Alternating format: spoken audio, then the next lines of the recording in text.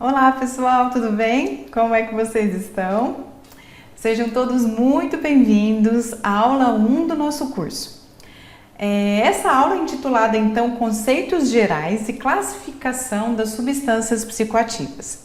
Eu sou a professora Larissa Esper e ficarei junto com vocês nesse bate-papo sobre esse tema tão importante para todas as áreas.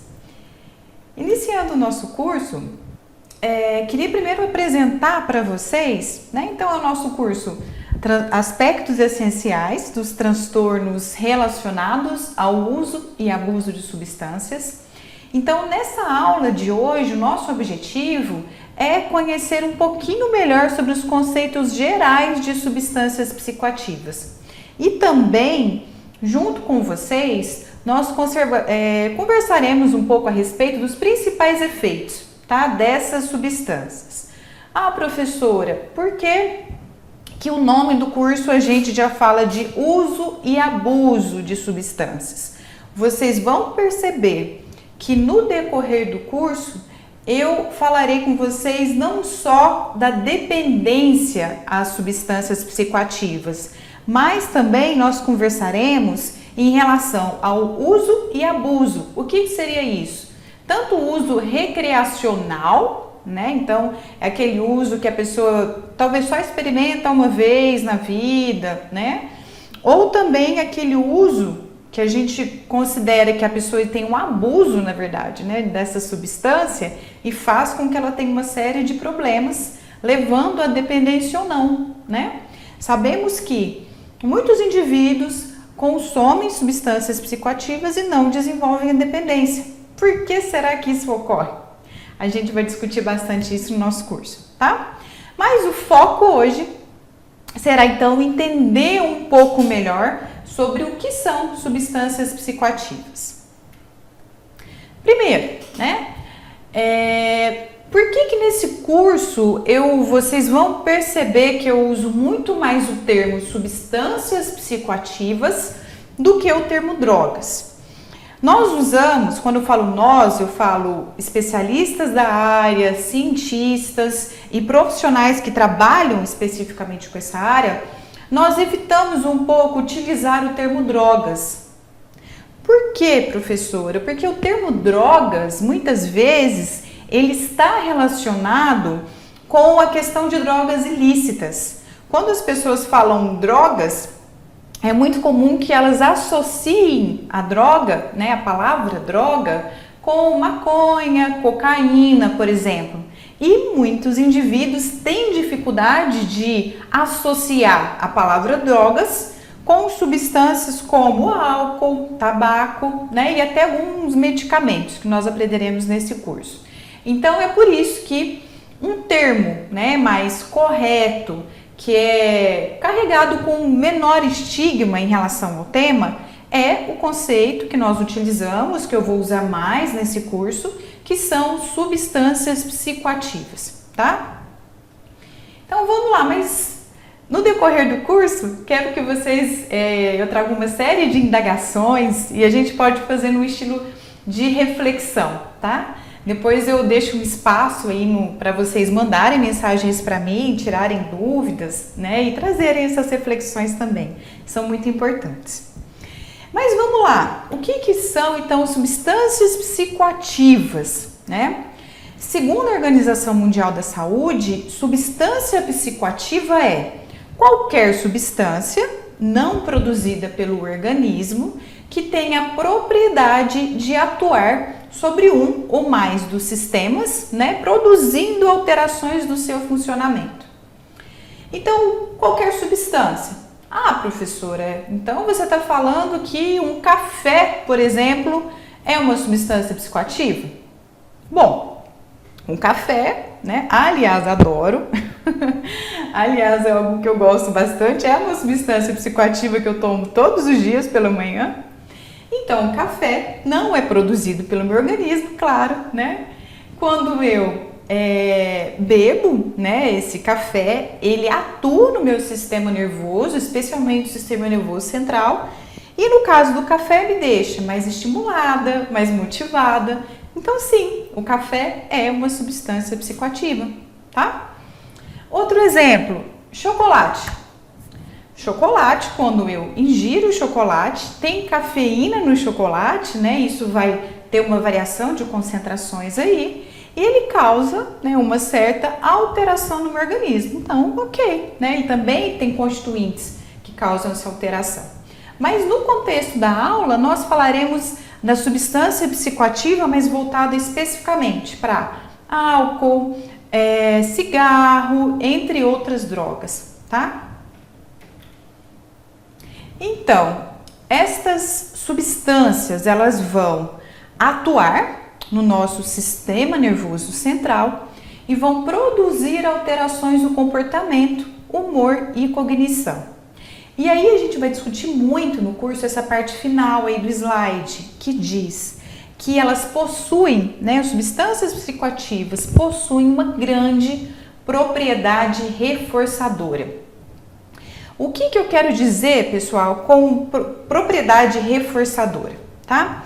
Essas substâncias, quando nós ingerimos, utilizamos essas substâncias psicoativas, elas causam alterações a nível de sistema nervoso central, especificamente, a maioria delas, num sistema que vocês vão aprender nesse curso chamado Sistema Neuronal de Recompensa, que faz com que o meu organismo possa desenvolver a dependência, né? Quando eu falo propriedade reforçadora, é no sentido de reforçar aquele comportamento.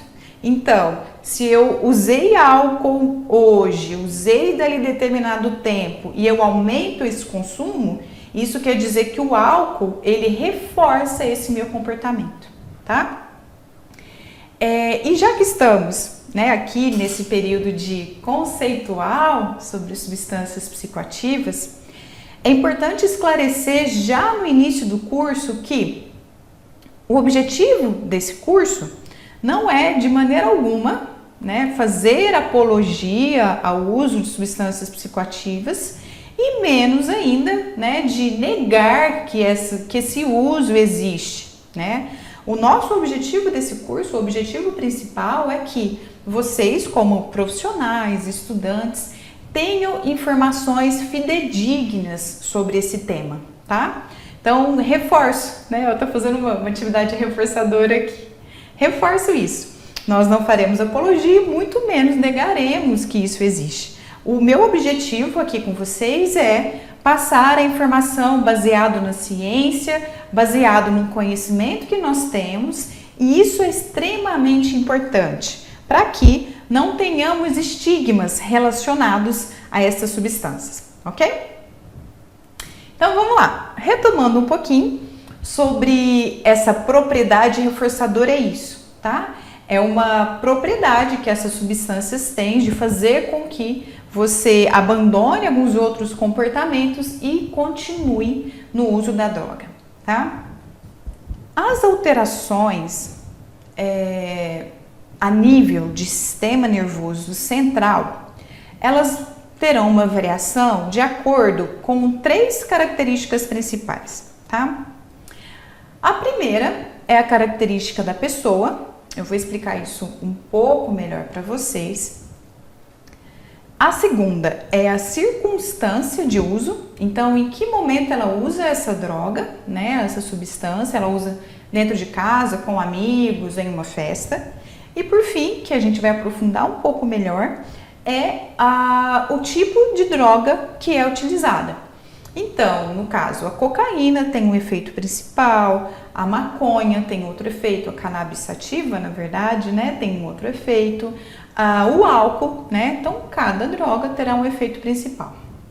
A primeira que a gente vai discutir é sobre as características da pessoa, tá? Então, eu já trago aqui uma questão para vocês refletirem junto comigo. Comparando, a gente vê aí na imagem do slide, né, uma mulher e um homem. Comparando uma mulher e um homem consumindo a mesma substância psicoativa. Então, vou pensar aqui no exemplo hipotético. Imaginem uma mulher, né, com 70 quilos, 35 anos, que está ingerindo bebida alcoólica.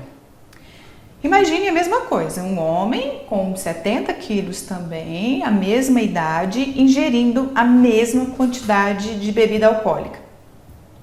Quero que vocês reflitam um pouco junto comigo, né? Essa substância, ela será mais prejudicial, aqui pensando no aspecto fisiológico, tá? Não estou discutindo questões comportamentais ou sociais, pensando na questão estritamente biológica, fisiológica.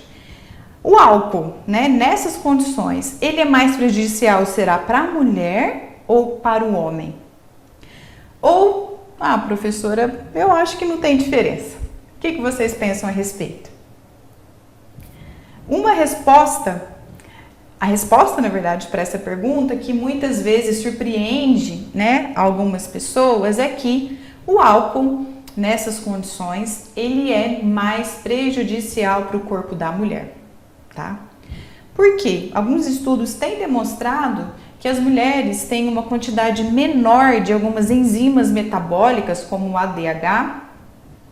Além disso, a mulher tem uma maior quantidade de gordura corpórea, né? Já o homem costuma ter uma quantidade maior muscular, e isso tudo altera a metabolização do álcool, tá? Então, a mulher com um período maior dessa substância no organismo faz com que o álcool seja mais prejudicial. Então, esse é um exemplo de que a característica da pessoa vai influenciar o efeito ou, né, o prejuízo daquela substância psicoativa para ela. Tá? Outro exemplo, muitas vezes nós vemos algumas pessoas falarem em relação ao que elas sentem, né, diante o efeito da substância cannabis sativa ou a maconha, né, que ao utilizar essa substância a pessoa tem um relaxamento, né, tem uma certa perturbação que a gente vai aprender hoje, sensorial. Isso ocorre com muitas pessoas. Porém, diante essa mesma substância, a mesma maconha, é muito comum que algumas pessoas, ao invés de ter esse efeito relaxante, esse efeito de até o aumento do apetite, né, após o uso, essas pessoas começam a ter o que a gente, né, sabe na língua inglesa, que é chamada bad trip, ou viagem ruim, né?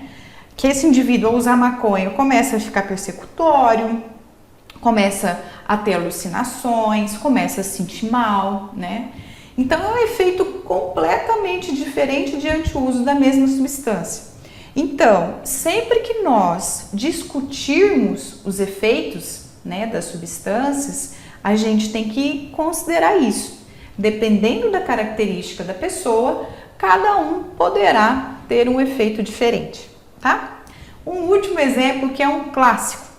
Tem pessoas, vocês provavelmente conhecem, que tomam uma taça de vinho, por exemplo, né? E a pessoa já fica corada e já sente o efeito do álcool.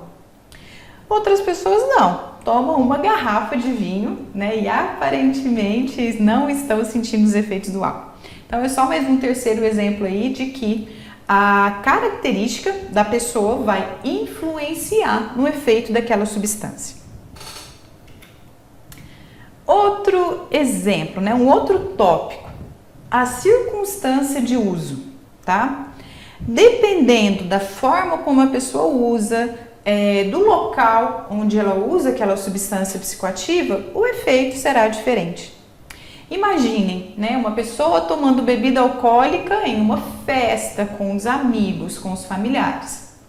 Agora imagine essa mesma pessoa, né? Então a característica da pessoa que a gente falou no começo, ela mantém a mesma pessoa, só que ela tem esse consumo abusivo sozinha em casa vendo televisão, né? Talvez seja diferente. Talvez o efeito na festa seja mais relacionado à desinhibição, a pessoa dançar, falar com os outros, né, se divertir, e talvez em casa esse efeito seja um pouco diferente. Então ocorre, né, o efeito. Pensem que é a mesma substância, né, o álcool nesse exemplo, só que em circunstâncias diferentes de uso, que causarão um efeito diferente.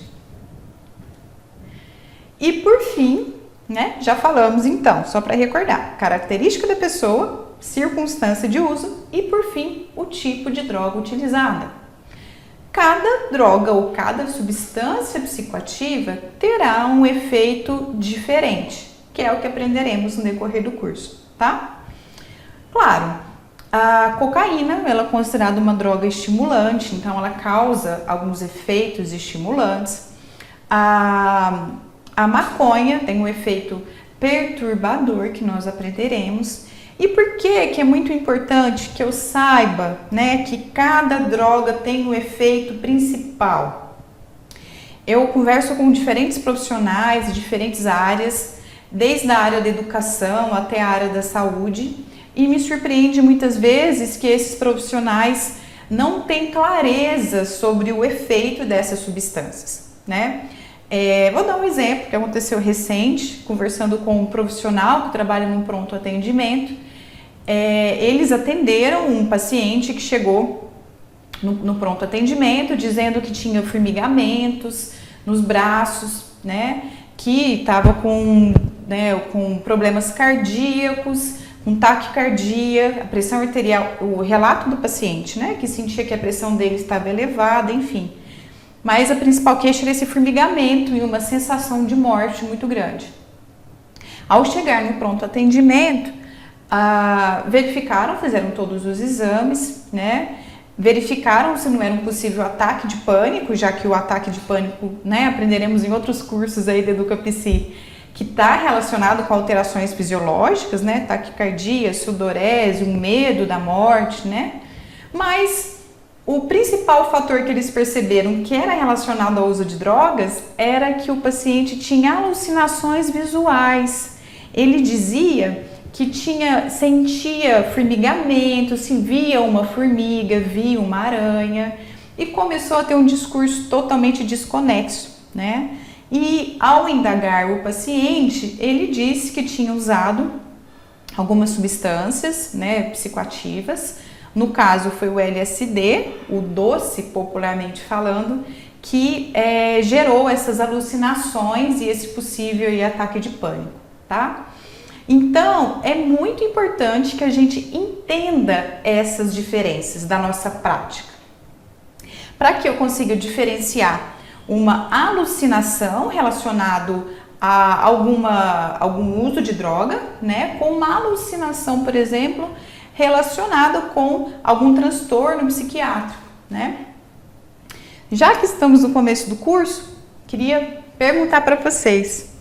Vocês sabem a diferença entre alucinação e delírio? Falei em diversos momentos, né? A alucinação é diferente do delírio, para nós começarmos a entrar nessa questão de saúde mental. A alucinação, ela é uma alteração da sensopercepção. O que é a alteração da sensopercepção? É só nós relembrarmos quais são os nossos sentidos. Lembram? Olfato, visão, audição, estou dando alguns exemplos, todos os nossos sentidos. Então, quando eu tenho uma alucinação, vamos pensar na visão, né? Na questão visual. Se eu tenho uma alteração visual, eu tenho uma alucinação visual. Então, se eu vejo algo que não existe, se eu vejo, por exemplo, estou vendo uma pessoa ao meu lado, né? Estou vendo um dragão, igual eu já tive alguns pacientes, eu estou vendo algo que não existe, né? Que a gente vai aprender depois a diferença de alucinação com ilusão. Mas no caso da alucinação, é uma alteração da minha sensopercepção. Então, eu vejo algo que não existe. Então, é uma alucinação visual, tá? Vou dando algumas dicas para a gente ir aprofundando aí no decorrer do curso. Então, já aprendemos, né? Sobre o que altera, o que influencia o efeito da substância. Pensando na categoria dos efeitos, nós temos 3 principais efeitos em relação às drogas. Aqui, pessoal, nessa aula eu vou falar vou falar dessas alterações, tá? De uma maneira mais geral, mas é claro que algumas drogas têm duplo efeito, ok? Então vamos lá. Então, eu vou falar para vocês agora sobre os principais efeitos, tá? que as drogas fazem com o corpo, que as substâncias psicoativas desenvolvem. Primeira, alteram a percepção. Então, falei para vocês aí da maconha, né? E das alucinações. Então, tem uma alteração da percepção. Isso ocorre em diferentes drogas. Êxtase, por exemplo, né? Também ocorre uma alteração da percepção. No caso do êxtase, a pessoa pode ocorrer de ver cores mais fortes, da percepção dela diante da realidade ser diferente. Elas podem, além disso, aliviar a disforia, né? Que aí são, no caso, o álcool, né? Que ele é uma droga considerada como depressora do sistema nervoso central, que ele alivia essa disforia. E por fim, pode acontecer o oposto, né? Que pode gerar uma euforia ou estimulação. Que aí a gente tem a cocaína, o crack, entre outras. Então vamos lá. Pensando nisso, nós temos 3 principais classificações.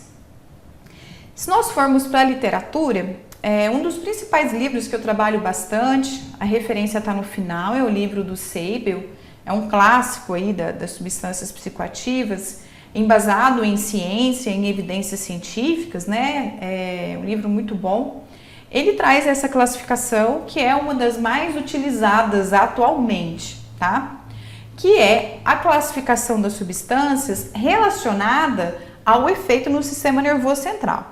Então, a primeira classificação são os perturbadores ou psicodislépticos, tá? Que vão perturbar, que vão causar alucinações, que a gente já aprendeu hoje, uma alteração da senso-percepção. Segunda classificação são os depressores ou psicolépticos, que são substâncias que vão deprimir o nosso sistema nervoso central. E por fim, os estimulantes ou psicoanalépticos, que vão elevar, né, o nosso sistema nervoso central, vão estimular o sistema nervoso central.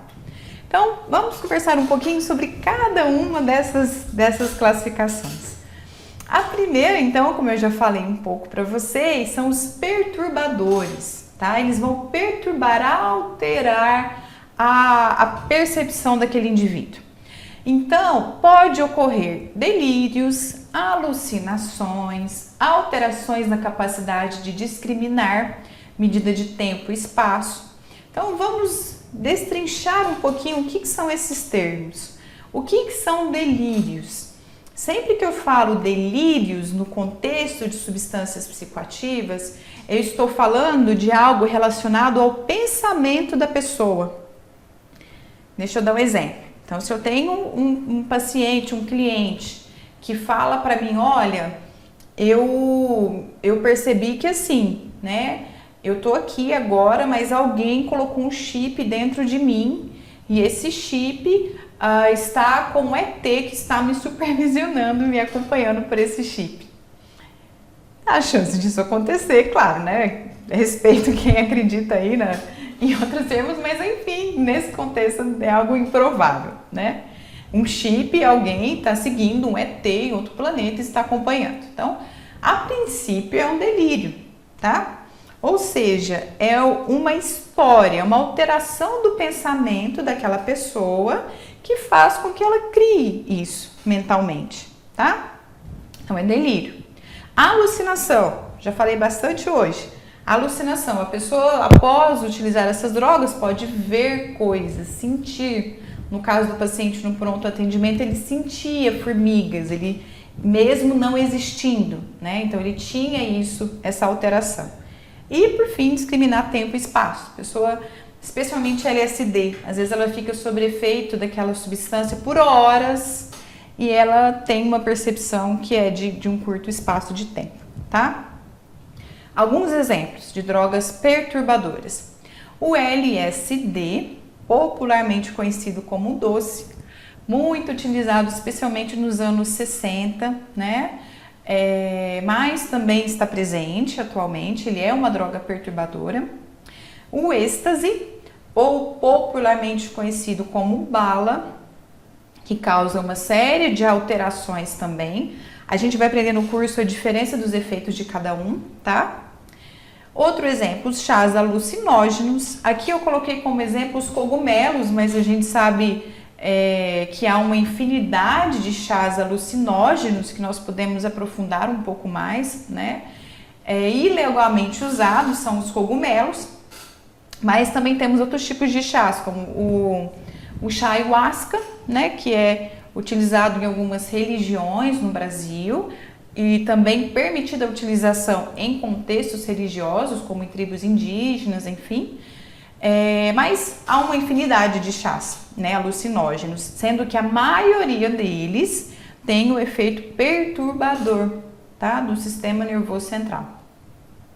E por fim a maconha, né, que é uma das mais populares aí, pensando nas ilícitas, que a gente vai aprofundar um pouquinho melhor, tá? No decorrer do curso tem uma aula específica para cada uma dessas categorias, tudo bem? Então a gente vai poder aprofundar um pouco mais. Outra categoria que nós vamos aprender, os depressores do sistema nervoso central. Ah, professora, o álcool é depressor do sistema nervoso central, né? Mas eu vejo as pessoas beberem e algumas ficam tão estimuladas. Então, o álcool, sim, ele tem esse primeiro efeito estimulante, especialmente porque ele age na área pré-frontal do nosso cérebro. Na aula sobre álcool a gente vai aprender isso.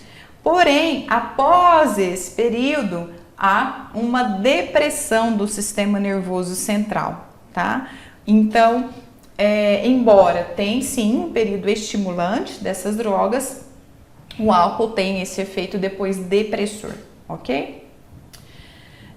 Segunda categoria, ópio e derivados. Eita, professora, ópio, né?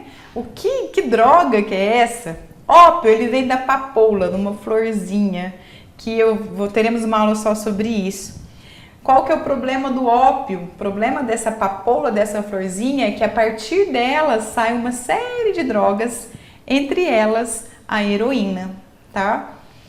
Até o momento, nós temos casos, sim, de uso de heroína no Brasil, mas ainda não é um problema com uma escala nacional, tá? Porém, é muito comum o uso de heroína em outros países, pensando nos Estados Unidos, por exemplo. É muito comum o uso de heroína, entre outras drogas, derivadas do ópio. E um caminho, eu disse para vocês na minha apresentação que eu tive uma experiência de desenvolver meu doutorado, né, na Universidade da Carolina do Norte, nos Estados Unidos.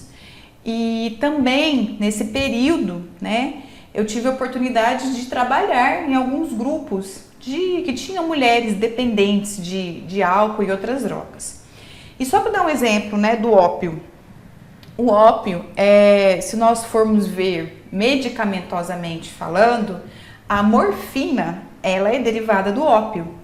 E sabemos que a morfina é muito utilizada, né, tanto no Brasil como em outros países, e nos Estados Unidos não é diferente.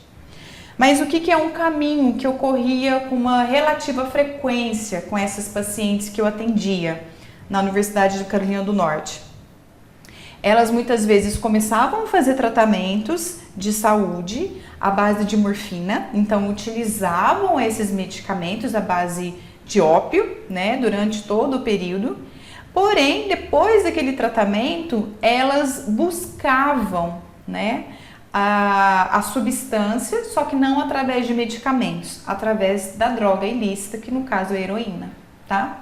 Então, o que eu estou falando assim é mais exceção do que regra. A maioria das pessoas que passam um longo período com o uso de morfina e outras substâncias, elas após o tratamento não desenvolvem uma dependência.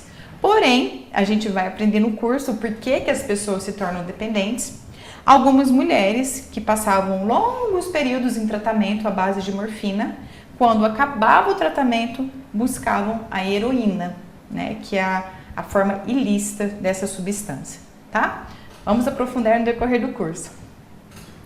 Outros depressores do nosso sistema nervoso central. Temos aí os benzodiazepínicos, ansiolíticos e também os ansiolíticos, né? Ah, professora, mas eles são legalmente aceitos. Sim, eles, quando prescritos pelo médico, eles sim são aceitos. Porém, o que a gente percebe, né, é um abuso da sociedade com essas substâncias de forma não prescrita. aquele famoso remédio para a hora de dormir, aquela famosa gotinha para acalmar, que pode sim desencadear uma dependência a essa substância, tá? Então, são substâncias psicoativas que, pensando aí no contexto, né, de uso não prescrito, podem desenvolver possuem, né, uma atividade reforçadora. Por fim, dos depressores do sistema nervoso central, temos os solventes e inalantes, tá? Aí entra cola de sapateiro, loló, entre outros inalantes que são utilizados também. Por fim, para acabar essa parte, né, sobre as classificações, nós temos os estimulantes ou psicoanaléticos. Quem são? O que eles agem? Função principal básica, vão estimular ou elevar o funcionamento do sistema nervoso central. Então, temos aí as anfetaminas e metanfetamina. Pensando aqui no mesmo contexto, né, das outras medicações, aqui eu estou falando de uma substância usada de uma forma não prescrita, né? Temos o tabaco, temos a cocaína e, por fim, conversaremos bastante sobre a cocaína e o crack. Primeiro aprendizado, acredito que muitos de vocês já sabem, quando eu falo cocaína e crack, estou falando dos mesmos compostos. Só que a forma de apresentação da cocaína, né, ela é diferente do crack. O crack geralmente em pedra e a cocaína geralmente em pó, né? Mas a substância base, né, a base das folhas de coca, que a gente vai aprender um pouco melhor, é a mesma, tá? Claro que o crack, a gente costuma falar que é o substrato da cocaína, ou seja, é o restante, né? Aquele restinho, é o que iria para o lixo, né, da cocaína. Então, ele é ainda pior. A gente vai conversar um pouco melhor a respeito. E ótimo, estamos indo aí para a parte final da nossa aula. Queria que vocês refletissem um pouquinho, né? O que caracteriza um potencial de risco de uma droga? Eu ouço falar muito de uma droga perigosa, acabei de falar do crack, né? Muitas vezes as pessoas falam, o crack é muito perigoso, mas o que faz com que aquela droga, aquela substância psicoativa seja realmente perigosa, né? A primeira, que muitas pessoas têm essa falsa ideia, que eu já adianto que não é verdade, é em relação a ela ser lícita ou ilícita, né? Lícita, não há proibição ou legislação. Então, as pessoas podem produzir, podem comercializar, não é proibido a comercialização. Os grandes exemplos aí temos o álcool e o tabaco, né? E os benzos e anfetaminas, que são medicamentos. Então, eles não são ilegais, né? Eles são legais. Em contraponto, temos as ilícitas, que são proibidas por leis específicas e não devem ser comercializadas. Só que será que as drogas ilícitas são realmente mais prejudiciais que as lícitas? O que os estudos dizem, para a gente refletir um pouquinho, né? Aqui eu trouxe um gráfico para a gente pensar um pouco melhor. Em roxo, a gente tem os danos para o consumidor, né? Então, para quem usa aquela droga, e os danos para os outros também, a gente pode ver. E vejam lá na ponta, lá em destaque, uma das drogas que traz um maior prejuízo, tanto para o consumidor como para os outros, é justamente o álcool.